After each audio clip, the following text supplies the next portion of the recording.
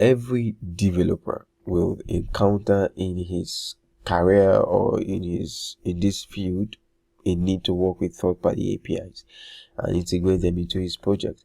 And while this is very easy to do when you are just trying to scramble around maybe one or two endpoints, it becomes a nightmare if you are going to be using this method as typified from this code base on more than 40 or 50 endpoints, or like from 10 upwards, because in real life there are things that come up, there are different changes that come up, and when you have your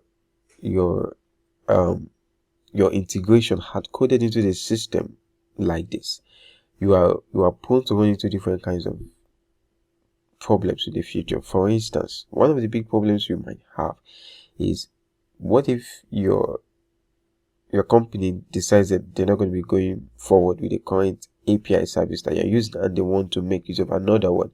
How are you going to? That means you're going to find every occurrence of this and edit.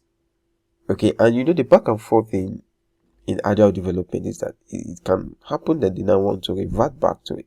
And then what are you going to do?